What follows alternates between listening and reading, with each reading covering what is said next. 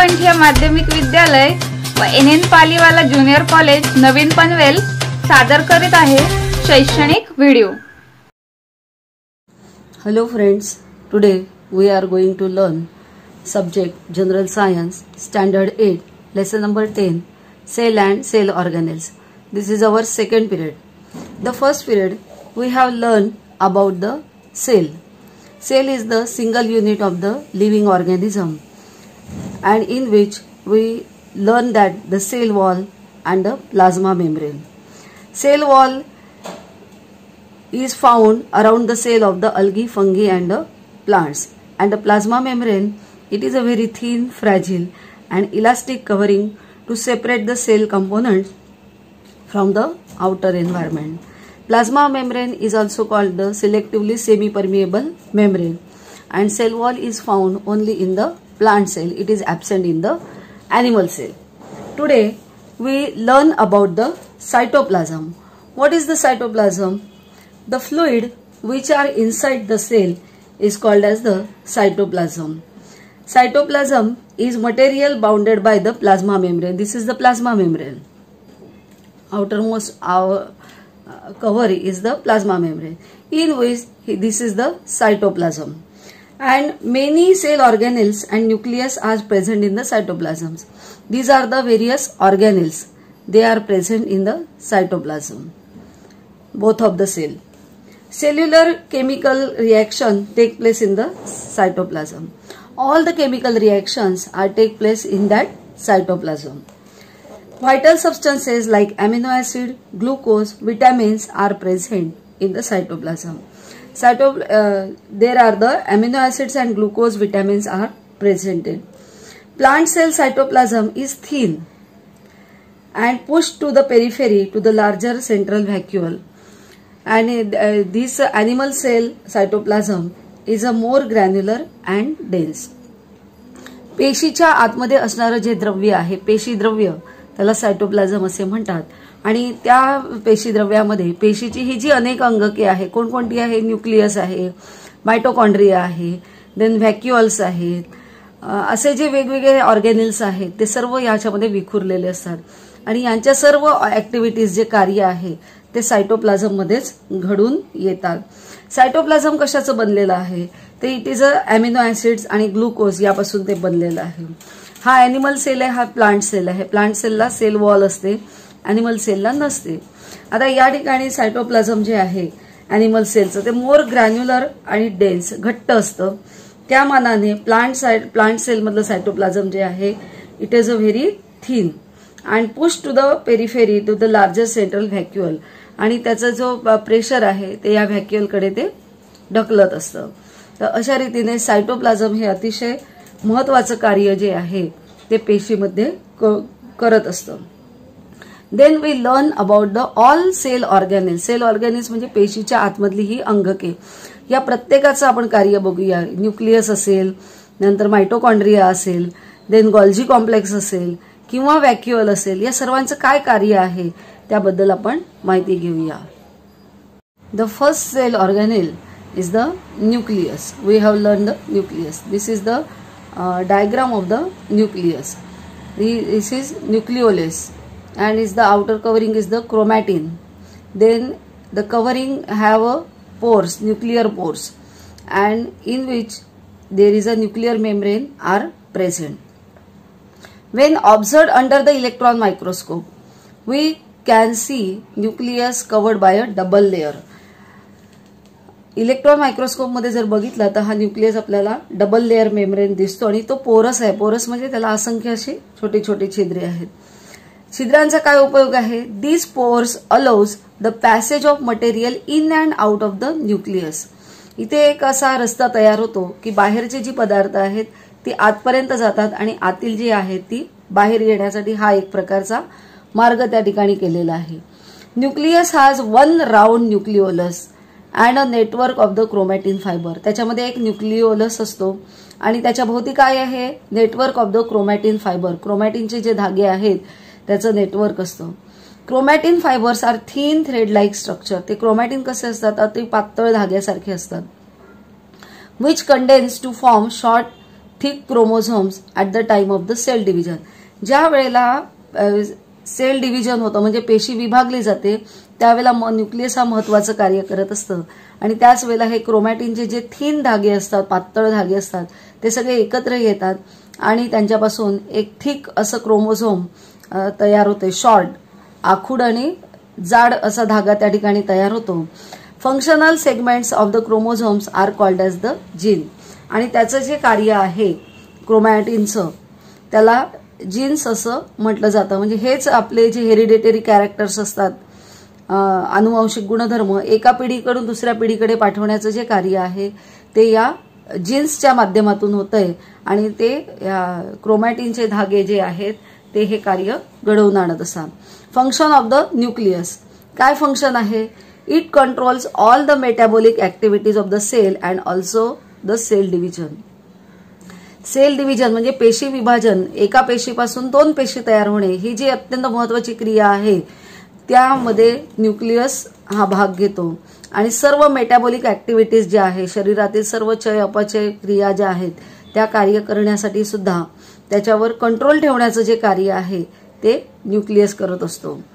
Then it involves the transmission of the hereditary characters from the parent to offspring. Offspring म्हणजे त्यांची संतान जी आहे, आई वडील जे आहे त्या आई वडिलांकडनं त्यांच्या मुलांकडे जी गुणधर्म, अनुवांशिक गुणधर्म पाठवली जातात त्यामध्ये सुद्धा हा न्यूक्लियस जो आहे तो अतिशय महत्वाची भूमिका पार पाडतो आणि त्याच्यामुळेच हेरिडेटरी कॅरेक्टर्स म्हणजे अनुवांशिक गुणधर्म एका पिढीतून दुसऱ्या पिढीमध्ये संक्रमित केले जातात. Then endoplasmic reticulum.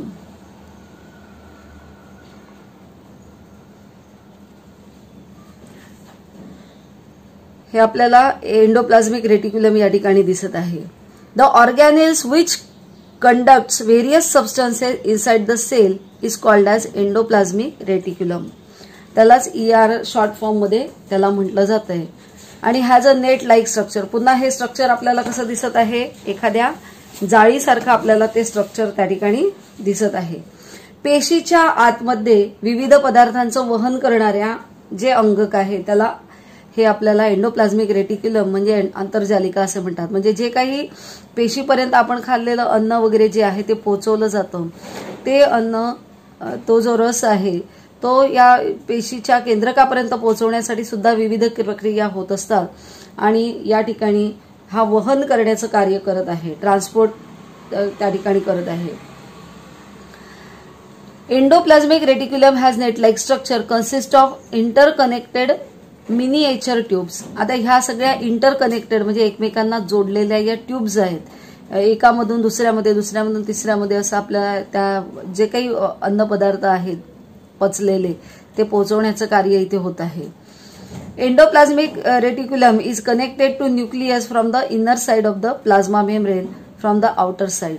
एका बाजूला तो कोणाला जोडलेला आहे तर तो प्लाझ्मा मेम्ब्रेनला जोडलेला आहे. म्हणजे पेशीचं जे the outer most covering of the cell तिथे हा जोडलेला आहे एंडोप्लाझ्मिक रेटिक्युलम आणि दुसरीकडे कोणाला जोडलेला आहे? न्यूक्लियसला. म्हणजे जेही काही पदार्थ येणार आहेत ते एका ट्यूबमधनं दुसऱ्या दुसऱ्या तिसऱ्या करत करत ते पूर्णपर्यंत पोहोचवलं जातं, न्यूक्लियस पर्यंत पोहोचवलं जातं. त्याचे 2 प्रकार आहे. एक रफ एंडोप्लाझ्मिक रेटिक्युलम आहे आणि एक प्लेन एंडोप्लाझ्मिक रेटिक्युलम आहे.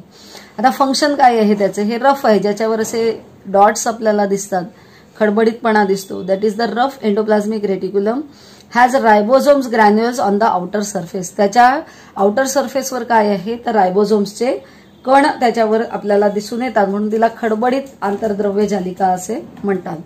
कार्य काय आहे? It is the framework that support cell. पेशीला आधार देणारी एक चौकट आहे. कंडक्शन ऑफ प्रोटीन्स, ते प्रोटीन्सचं वहन करत आहे, एका ठिकाणून दुसरीकडे नेत आहे. Then toxins that have entered the body through food, air, water are made water soluble by endoplasmic reticulum. अन्न, हवा, पाणी यांच्यामार्फत शरीरात आलेले जे काही विषारी पदार्थ आहेत त्याला सोल्युबल करतंय म्हणजे द्रावणीय करतंय आणि शरीराच्या बाहेर टाकून देते. It is flush out of the body. शरीराच्या बाहेर टाकून देण्याचं कार्य त्या ठिकाणी एंडोप्लाझ्मिक रेटिक्युलम ते करत आहे. कोणतं रेटिक्युलम आहे? हे रफ एंडोप्लाझ्मिक रेटिक्युलम आहे. त्याची कार्य या ठिकाणी दिली आहे आणि आकृती जी आहे आपल्याला दिसते, this is a tube like structure. This is the Golgi complex. It is made up of 5 to 8 hollow and flat sacs. 5 to 8 असे हॉलो म्हणजे पोकळ अशा सॅक्सने ते बनलेलं आहे. Place parallel to each other. ते एकमेकांशी बघा समांतर आहेत, पॅरलल आहेत. This sacs are called as the cisternae. त्यांनाच सिस्टर्नी म्हणजे कुंड मराठीत त्याला असं म्हणतात.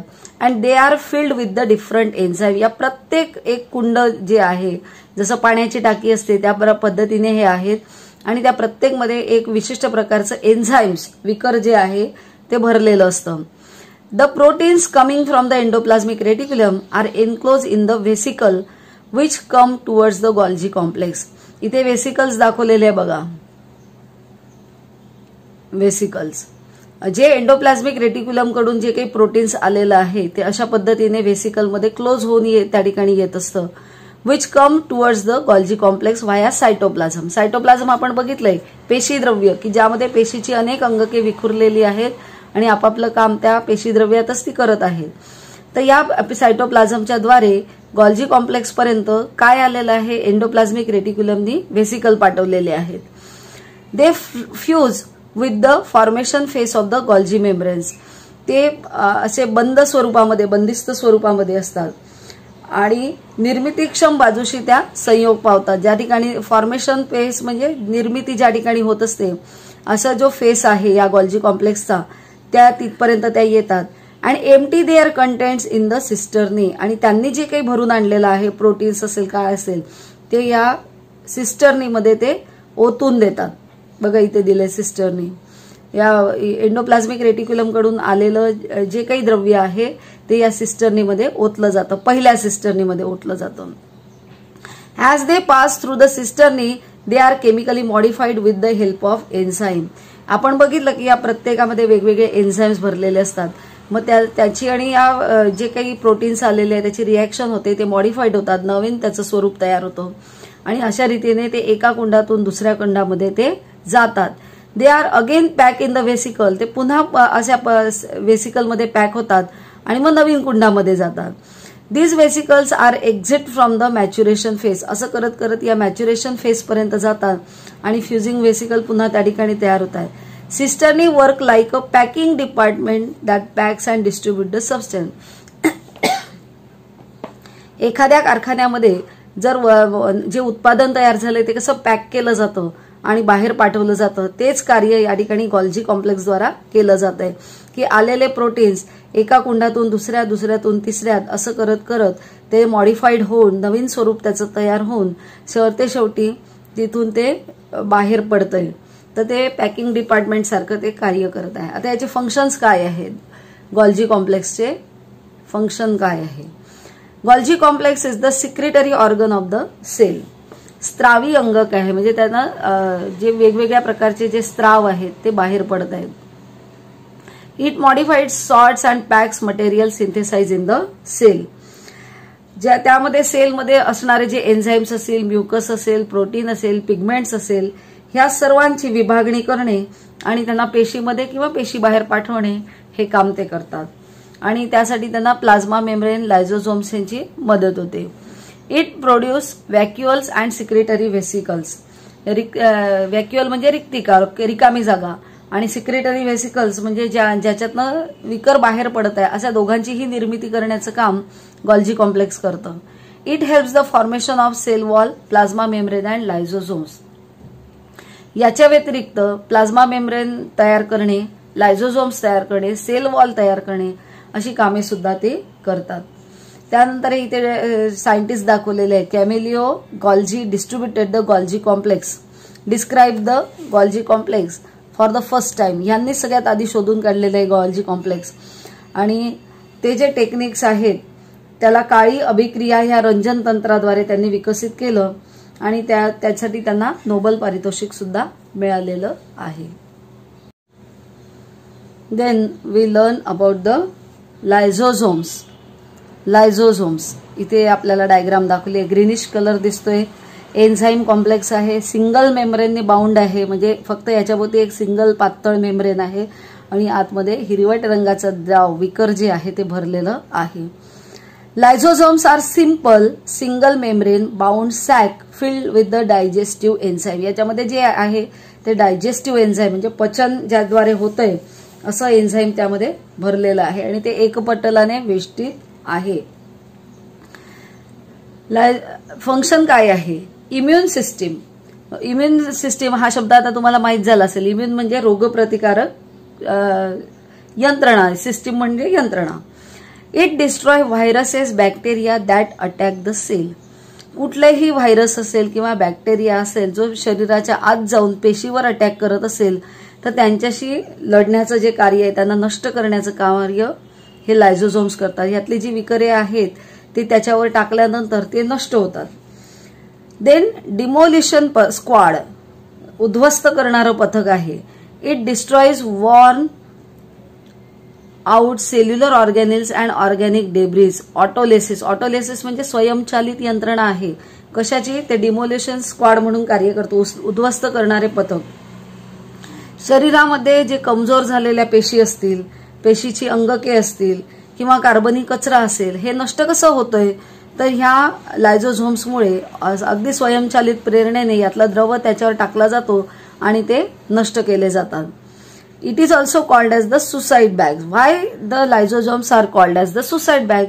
When a cell becomes old or is damaged, lysosomes burst and enzyme digest their own cell. जर एखादी पेशी जुनी किंवा खराब झाली तर ह्या लयकारिका फुटतात आणि या फुटल्यानंतर ह्याच्यातलं हे जे विकर बाहेर पडतं ते स्वतःच्याच पेशीला खाऊन घेतं, त्याला डायजेस्ट करतं आणि अशा रीतीने म्हणून याला सुसाइड बॅग सुद्धा म्हटलं जातं. आत्मघातकी पिशव्या असं त्यांना म्हटलं जातं. During starvation. स्टार्वेशन म्हणजे उपासमारीचा काळ की ज्यावेळेला जेवायला मिळत नसतं आणि बराच दिवसपर्यंत अन्न मिळत नाही.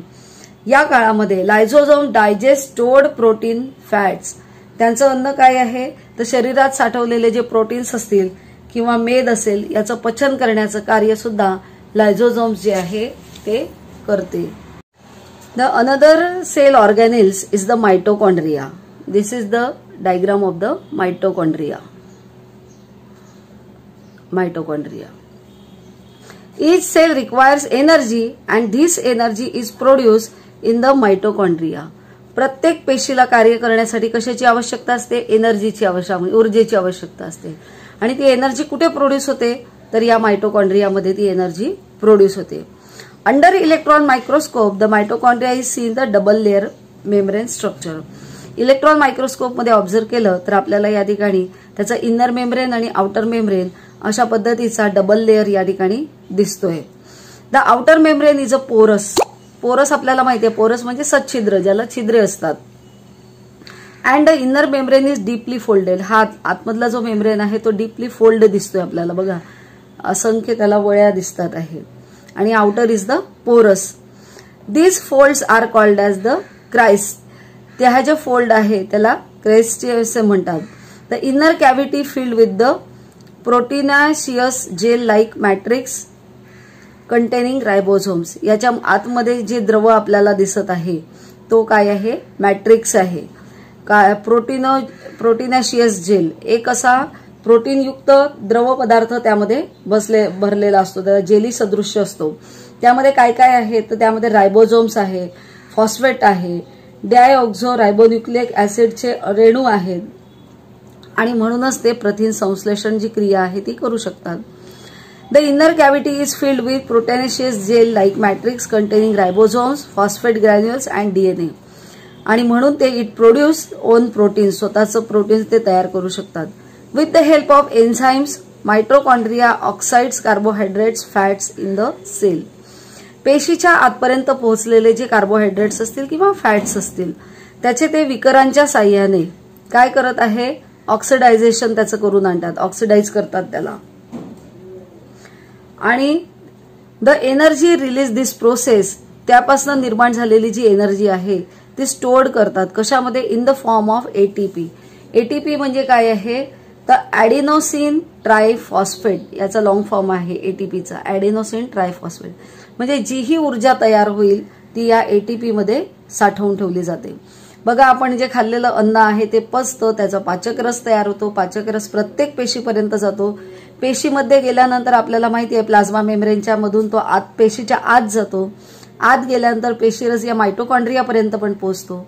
आणलेला ऑक्सिजन पण त्या ठिकाणी पोहोचतो आणि ते कार्बोहायड्रेट्स त्यातले जे असतील, जे आपण खाल्लेल्या अन्नातले कार्बोहायड्रेट्स आणि ऑक्सिजन याचं या मायटोकॉन्ड्रियामध्ये ऑक्सिडेशन प्रक्रिया घडून येते आणि इथे एनर्जी रिलीज होते, इथे एनर्जी तयार होते आणि ती एटीपी मध्ये साठवून ठेवली जाते. आणि म्हणून याला एनर्जी सेल असं म्हटलं जातं, power house of the cell, की ज्या ठिकाणी पेशीची ऊर्जा निर्मिती होते म्हणून त्याला पॉवर हाऊस असं म्हटलं जातं.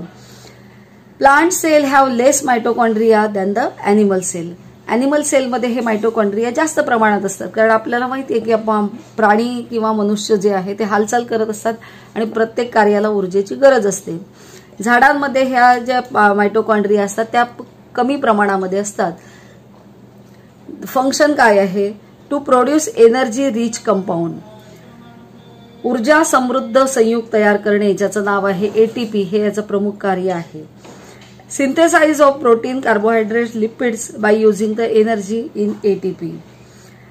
एटीपी मधील ऊर्जा वापरून स्वतःसाठी काय तयार करायचंय? त्याला प्रोटीन्स तयार करायचे, कार्बोहायड्रेट्स, कर्बोदके, लिपिड्स असेल, यापासून एनर्जी तयार करण्याचं कार्य करणे हे जे आहे या मायटोकॉन्ड्रियाचं कार्य आहे आणि ती ऊर्जा एटीपी नावाच्या संयुगामध्ये साठवून ठेवली जाते. देन व्हॅक्युअल्स. व्हॅक्युअल्स आपण बघितलंय की व्हॅक्युअल म्हणजे रिक्तिका, रिकामी जागा का पाहिजे त्या ठिकाणी? तर जे काही पेशीमध्ये तयार झालेलं द्रव्य असेल, विषारी द्रव्य, उदाहरणार्थ कार्बन डायऑक्साईड आहे, वेस्ट वॉटर असेल, ते सर्व तात्पुरत्या स्वरूपात व्हॅक्युअल्समध्ये साठवून ठेवलं जातं आणि नंतर प्लाझ्मा मेम्ब्रेन थ्रू बाहेर टाकलं जातं. त्याच पद्धतीने जर पेशीच्या बाहेरून ऑक्सिजन आलेला असेल किंवा इतर कुठले मिनरल्स वगैरे असतील, ते सुद्धा तात्पुरतं जे स्टोअर आहे ते या व्हॅक्युअल्समध्ये केलं जातं. Vacuoles are the storage sac, त्याला स्टोरेज सॅक म्हटलं म्हणजे स्टोअर करून ठेवणारी, for solid or liquid contents. Liquid content असेल तरी सुद्धा ते स्टोअर करते, सॉलिड असेल तरी पण स्टोअर करते. दे don't have any typical shape or size, याला स्वतःचा आकार नसतो. जर ते द्रव्य जास्त असेल त्याचा आकार वाढतो, कमी असेल तर तो आखूड होतो. The structure of the vacuole changes according to the need of the cell, पेशीची जशी आवश्यकता आहे त्यानुसार त्याचा आकार चेंज होतो. Vacuoles is bounded by the single membrane, हा सुद्धा एक सिंगल मेम्ब्रेननी बाउंड केलेला असतो. फंक्शन काय आहे त्याचे? To maintain the osmotic pressure of the cell, पेशीवर जो दाब आहे, प्रेशर आहे, परासरणीय दाब, ज्याला ऑस्मॅटिक प्रेशर म्हणतात, तो कायम ठेवायचा आहे. ते कार्य व्हॅक्युअल्स आहे. To store metabolic by products and the end products, चयापचय क्रियेमध्ये बनलेले जे काही उत्पादिते आहे, मग त्यामध्ये ग्लायकोजेन असेल, प्रोटीन्स असतील, वॉटर असेल, ते स्टोअर करायचं काम करते. In animal cell they store waste product and food, जे पेशीमध्ये तयार झालेले वेस्ट प्रॉडक्ट आहे ते तिथेच थोडा वेळसाठी साठवून ठेवले जातात. फूड असेल ते सुद्धा त्या ठिकाणी साठवून ठेवलं जातं. व्हाईल इन द अॅमेबा, अमिबामध्ये तो फूड स्टोअर करतोय त्याच्या त्या व्हॅक्युअलमध्ये. It store food before digestion, त्याचं अपचन होण्याच्या आधी त्याचं सर्व अन्न तो व्हॅक्युअल्समध्ये साठवून ठेवतो. In the plant cell vacuoles are full of cell sap and provide the rigidity to them. वनस्पती पेशीमध्ये ज्या रिक्तिका आहेत त्या फुल ऑफ सेल सॅप, पेशीद्रव्य जे आहे त्यामध्ये पूर्ण भरलेलं असतं आणि त्यामुळे काय होतंय की ती पेशी जी आहे ती ताठ बनते आणि तिला ताठरता येते आणि रिजिडिटी म्हणजे दृढता सुद्धा त्याला येते. जी फुगलेली पेशी असते, जी मजबूत पेशी आपल्याला दिसते, ती या कशामुळे दिसत आहे? व्हॅक्युअलमध्ये सायटोप्लाझम पूर्ण भरलेलं असतं त्यामुळे ते दिसून येते. देन प्लास्टिड्स, प्लास्टिक्स जे आहेत त्याला लवके असे मराठीमध्ये म्हणतात. Why the plants leaves are green and flowers red, yellow, orange and blue. आपण बघतो झाडांची पाने हिरवी असतात आणि फुलं मात्र वेगवेगळ्या रंगांची येतात. The organelles which gives such colour is present only in the plant cell. फक्त कोणामध्ये आढळून येतात? Only in the plant cell. Which gives such colour, हे जे कलर्स आहे वेगवेगळे ते त्या प्लांट सेलला ते देतात, that is called as the plastid. Plastid have double membrane and are the two types. Plastid जे आहे ते डबल मेम्ब्रेनचे आहेत आणि त्याचे 2 प्रकार एकूण आहेत.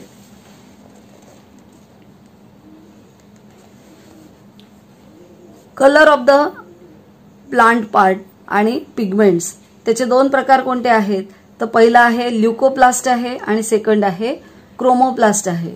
ल्युकोप्लास्ट जो आहे तो व्हाईट ऑर कलरलेस प्लास्टिड आहेत, म्हणजे त्या पांढऱ्या रंगाचे आहेत, ते कलरलेस ज्याला आपण म्हणतो.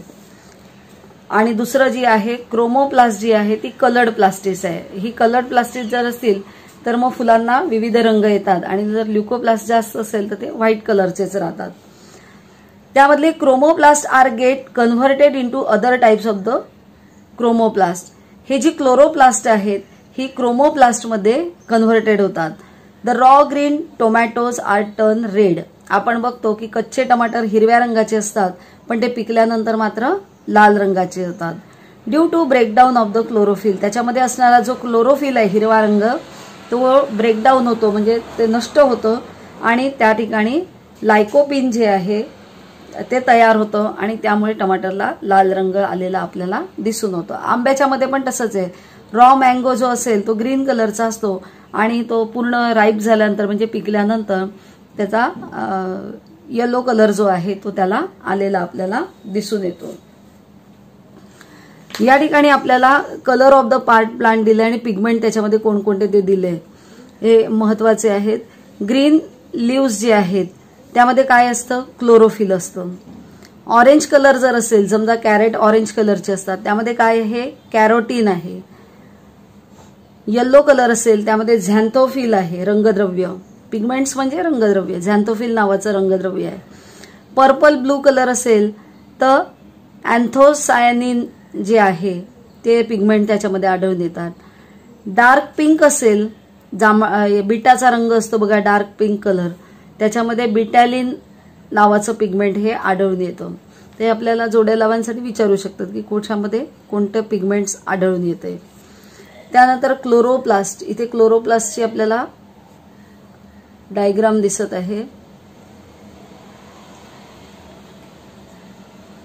क्लोरोप्लास्ट त्यामध्ये काय काय दिसत आहे बघा, स्ट्रोमा दाखवलाय, ग्रॅनम दाखवलंय, इनर मेम्ब्रेन, आउटर मेम्ब्रेन म्हणजे 2 लेयर्ड मेम्ब्रेन आहे.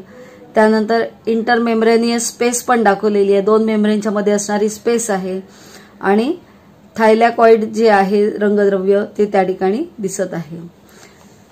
क्लोरोप्लास्ट बघण्यासाठी आपल्याला काय करायचं की रिओ नावाची जी वनस्पती आहे किंवा क्रोटन, हे शो प्लांट असतात बागेमध्ये, ते लीफ घ्यायचं आहे आणि त्याचा थिन पील, त्याचा अगदी पातळ पापुद्रा काढायचा आहे. Observe the chromoplast under the compound, त्यामध्ये आपल्याला जर मायक्रोस्कोप मध्ये आपण बघितलं तर अशा पद्धतीचे क्लोरोप्लास्ट आपल्याला दिसतात. Chloroplast are important for the photosynthesis process. प्रकाश संश्लेषण प्रक्रिये होण्यासाठी क्लोरोप्लास्ट हे आवश्यक असतात. जर क्लोरोप्लास्टच नसतील तर प्रकाश संश्लेषण प्रक्रिया म्हणजे फोटोसिंथेसिस ही प्रोसेस होत नाही. That process is takes place in the leaves. हे कुठे असतात क्लोरोप्लास्ट, तर ते पानांमध्ये असतात. Chlorophyll is chloroplast trap solar energy and convert it into the chemical energy.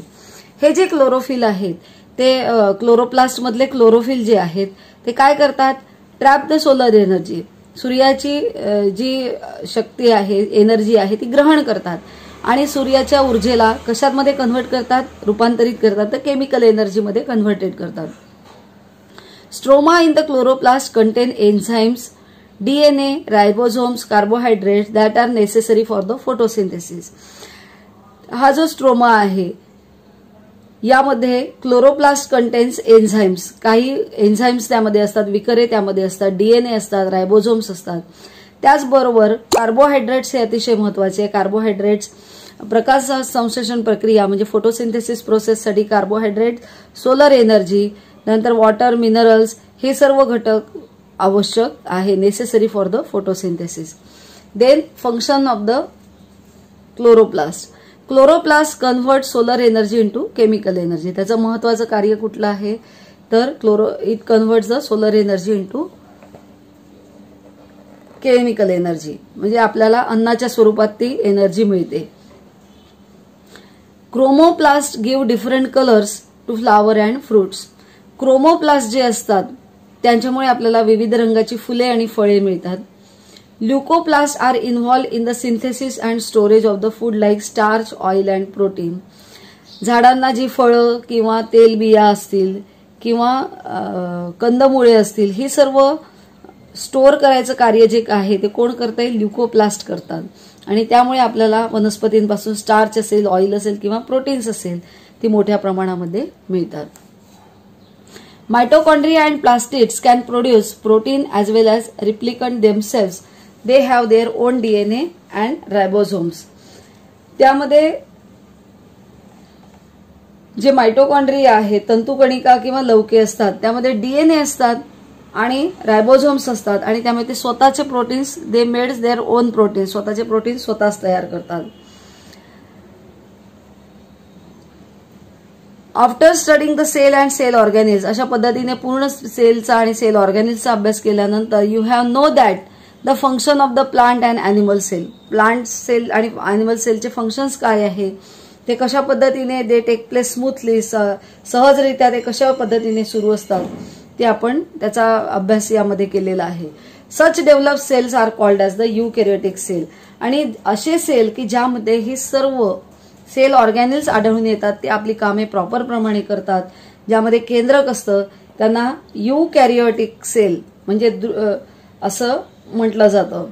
Last year you have studied prokaryotic and eukaryotic cell. Last इयरला तुम्ही प्रोकॅरियोटिक आणि युकॅरियोटिक याचा अभ्यास तुम्ही केलेला होता. आता त्या दोघांचा पण तुलनात्मक अभ्यास बघू. There are the two types of the cell, eukaryotic cell and prokaryotic cell. Eukaryotic cells means the दृश्य केंद्रकी, जे आपल्याला दिसू शकतात त्या दृश्य केंद्रकी. आणि प्रोकॅरियोटिक सेल म्हणजे ज्या पेशी असतात की त्यामध्ये सेल न्यूक्लियस जो आहे तो आढळून येत नाही. साईज आहे 5 to 100 मायक्रोमीटर एवढा त्याचा आकार आहे. Number of chromosomes more than 1, त्यामध्ये क्रोमोझोम्स म्हणजे गुणसूत्रांची संख्या एकापेक्षा जास्त असते. न्यूक्लियस असतो युकॅरियोटिक सेलमध्ये विथ न्यूक्लिअर मेम्ब्रेन. न्यूक्लियसच्या भोवती न्यूक्लिअर मेम्ब्रेन आहे, त्याच्या आतमध्ये न्यूक्लिओलस आहे आणि न्यूक्लिओप्लाझ्मा सुद्धा त्या ठिकाणी आहे. Mitochondria and plastids are present. Example दिले, present in highly evolved unicellular and multicellular plant and animal. अतिशय उच्च विकसित असे एकपेशीय बहुपेशीय जे प्राणी वनस्पती असतात त्यामध्ये आपल्याला युकॅरियोटिक सेल जे आहेत ते आढळून येतात. Then प्रोकॅरियोटिक sale. प्रोकॅरियोटिक म्हणजे आधी केंद्रकी. त्याची जी लांबी आहे त्या सेलची ती 1 to 10 मायक्रोमीटर म्हणजे सूक्ष्म असतात. ओनली 1 सेलचे ते असतात. न्यूक्लॉइड रिसेम्बलिंग न्यूक्लियस. केंद्रक सदृश्य केंद्रका बसतो म्हणजे केंद्रक सदृश्य असतं पण केंद्रक त्यामध्ये नसतं. They don't have membrane bound the cell organelles. त्यांचे जे सेल ऑर्गॅनिल्स असतात पेशीची अंगके त्याभोवती मेम्ब्रेन आढळून येत नाही. फॉर एक्झाम्पल बॅक्टेरिया म्हणजे ते त्यांचं शरीरच त्या प्रोटीननी बनलेलं असतं आणि न्यूक्लिओइड जे आहे त्यासारखा रिसेम्बलिंग म्हणजे भासतो, न्यूक्लियस सारखा आहे असं भासतं. आणि आकार जो आहे तो अत्यंत लहान असतो, 1 to 10 मायक्रोमीटर एवढाच त्याचा आकार आढळून येतो. म्हणजे सूक्ष्मपेशीय जे एकपेशीय सजीव आहेत, mostly the bacteria, they are observed in the prokaryotic cell. आपले हक्काचे मराठी चॅनल रायगड ओवी न्यूज चॅनल सदैव आपल्यासोबत. रायगड ओवी न्यूज चॅनल नेहमी पाहत रहा, लाईक करा, सबस्क्राईब करा आणि बेल आयकॉनवर क्लिक करायला विसरू नका.